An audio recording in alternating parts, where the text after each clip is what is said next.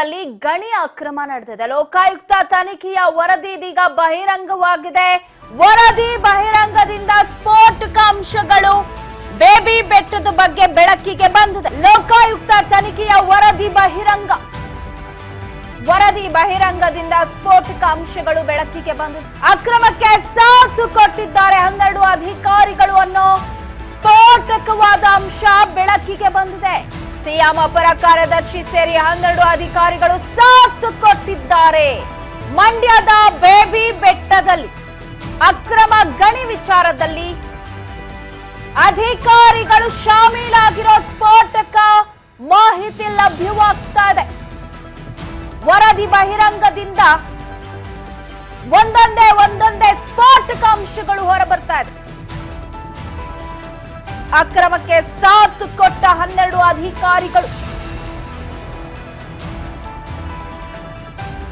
CM ಅಪರ ಕಾರ್ಯದರ್ಶಿ ಸೇರಿ 12 ಅಧಿಕಾರಿಗಳ ಸಾಥ್.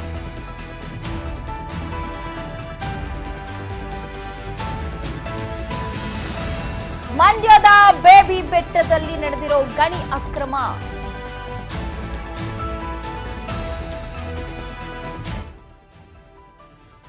ದೃಶ್ಯದಲ್ಲಿ ಗಮನಿಸ್ತಾ ಇದ್ದೀರಾ, ಇದೆ ಬೇಬಿ ಬೆಟ್ಟದಲ್ಲಿ ಗಣಿ ಅಕ್ರಮ ನಡೀತಾ ಇದ್ದದ್ದು. ಚಿನಕುರುಳಿ ಹೊನಗಾನಹಳ್ಳಿ ಬೆಟ್ಟದಲ್ಲಿ ಅಕ್ರಮ ನಡೆದಿದ್ದು ಕೆಲವು ಸರ್ಕಾರಿ ಅಧಿಕಾರಿಗಳು ನೇರವಾಗಿ ಇದರಲ್ಲಿ ಶಾಮೀಲಾಗಿರೋದು ಗೊತ್ತಾಗ್ತಾ ಇದೆ. 2003ರಿಂದ 4ನೇ ಸಾಲಿನಲ್ಲಿ ಹಾಗೆ 17ರಿಂದ 18ನೇ ಸಾಲಿನಲ್ಲಿ ಗಣಿಗಾರಿಕೆಯಾಗಿದ್ದು ಇದರಿಂದ ಸಾವಿರಾರು ಕೋಟಿ ರೂಪಾಯಿ ನಷ್ಟ ಆಗಿದೆ ಅನ್ನೋ ಮಾಹಿತಿ ಕೂಡ ಲಭ್ಯವಾಗ್ತಾ ಇದೆ ಸರ್ಕಾರಕ್ಕೆ. ಲೋಕಾಯುಕ್ತ ಡಿವೈಎಸ್ಪಿ ಸಲ್ಲಿಸಿರುವ ವರದಿಯಿಂದ ಮಹತ್ತರ ಮಾಹಿತಿ ಲಭ್ಯವಾಗಿದ್ದು ಆ ಅಧಿಕಾರಿಗಳ ನೇರ ಶಾಮೀಲ್ ವಿಚಾರ ಗೊತ್ತಾಗ್ತಿದೆ. ಮಂಡ್ಯದ ಬೇಬಿ ಬೆಟ್ಟದ ಅಕ್ರಮ ಗಣಿಗಾರಿಕೆ ವಿಚಾರಕ್ಕೆ ಸಂಬಂಧಪಟ್ಟಂತೆ ಸ್ಫೋಟಕವಾದ ವರದಿಯಲ್ಲಿ 12 ಅಧಿಕಾರಿಗಳು, ಸಿಎಂ ಅಪರ ಕಾರ್ಯದರ್ಶಿ ಸೇರಿದಂತೆ 12 ಅಧಿಕಾರಿಗಳು ಸಾಥ್ ಕೊಟ್ಟಿದ್ದಾರೆ.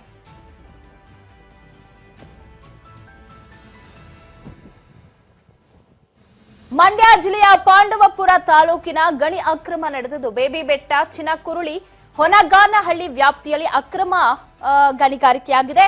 ಕೆಲವೊಂದಿಷ್ಟು ಸರ್ಕಾರಿ ಅಧಿಕಾರಿಗಳ ನೆರವು ಇದಕ್ಕಿದೆ.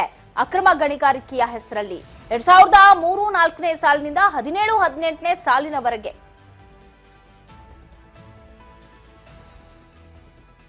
ಅಂದ್ರೆ ಒಂದು 12-13 ವರ್ಷದ ವರೆಗೆ ಗಣಿಗಾರಿಕೆಯಲ್ಲಿ ನಡೆದಿದೆ ಅಕ್ರಮವಾಗಿ. ಗಣಿಗಾರಿಕೆಯಿಂದಾಗಿ ಸರ್ಕಾರಕ್ಕೆ ಕೋಟಿ ಸಾವಿರಾರು ಕೋಟಿ ನಷ್ಟ ಆಗಿರೋದು. ಆರ್ಥಿಕ ನಷ್ಟವನ್ನ ಸರ್ಕಾರ ಇದರಿಂದ ಅನುಭವಿಸಬೇಕಾಯಿತು. ಲೋಕಾಯುಕ್ತ ಡಿವೈಎಸ್ಪಿ ಸಲ್ಲಿಸಿರುವ ವರದಿ ಈಗ ಬಹಿರಂಗವಾಗಿದ್ದು ಈ ಸ್ಫೋಟಕ ಮಾಹಿತಿ ಲಭ್ಯವಾಗಿದೆ. ಸಿಎಂ ಅಪರ ಕಾರ್ಯದರ್ಶಿ ಸೇರಿ 12 ಅಧಿಕಾರಿಗಳು ಈ ಒಂದು ಗಣಿ ಅಕ್ರಮದಲ್ಲಿ ಶಾಮೀಲಾಗಿದ್ದಾರೆ ಅಂತ ಹೇಳಲಾಗ್ತಾ ಇದೆ. ಬೇಬಿ ಬೆಟ್ಟ, ಚಿನಕುರುಳಿ, ಹೊನಗಾನಹಳ್ಳಿ ಈ ಭಾಗದಲ್ಲಿ ನಡೆದಿರುವ ಅಕ್ರಮ. ಕೆಲ ಸರ್ಕಾರಿ ಅಧಿಕಾರಿಗಳು ನೇರವಾಗಿ ಶಾಮೀಲಾಗಿದ್ದಾರೆ. ಸಿಎಂ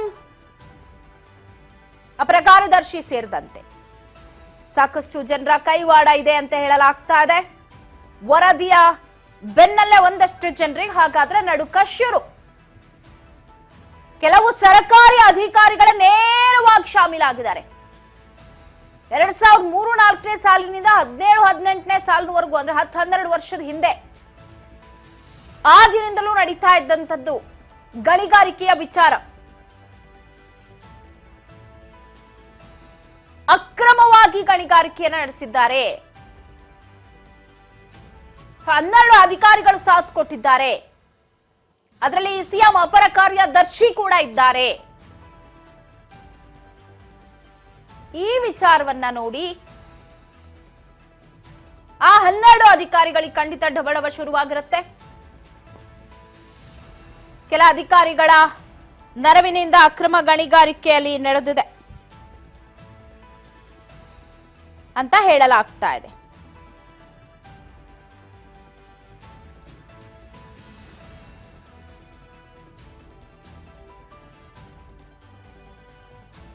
ಸಾವಿರಾರು ಸಾವಿರಾರು ಕೋಟಿ ನಷ್ಟ ಆಗಿದೆ ಸರ್ಕಾರಕ್ಕೆ ಇದರಿಂದ.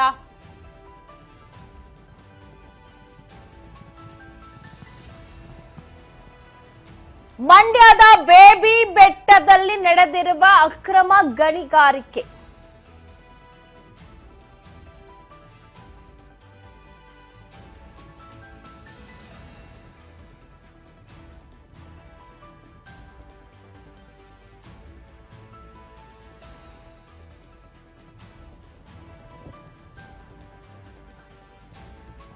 ಮಂಡ್ಯ ಜಿಲ್ಲೆಯ ಪಾಂಡವಪುರ ತಾಲೂಕಿನಲ್ಲಿ ನಡೆದ ಗಣಿ ಅಕ್ರಮ.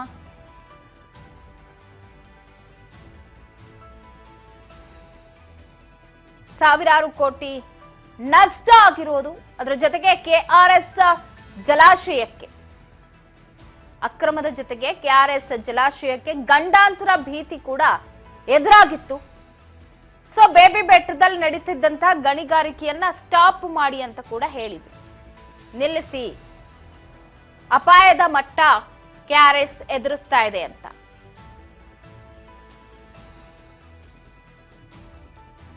ಇದೀಗ ಬೇಬಿ ಬೆಟ್ಟದ ವಿರೋಧದ ನಡುವೆಯೂ ಟ್ರಯಲ್ ಬ್ಲಾಸ್ಟ್ಗೆ ಸಿದ್ಧತೆ ನಡೀತಾ ಇದ್ದಂತೆ ಈ ಮಧ್ಯೆ ಗಣಿ ಅಕ್ರಮದ ಕರಾಳತೆಯನ್ನ ಲೋಕಾಯುಕ್ತ ವರದಿ ಮಾಡಿದೆ.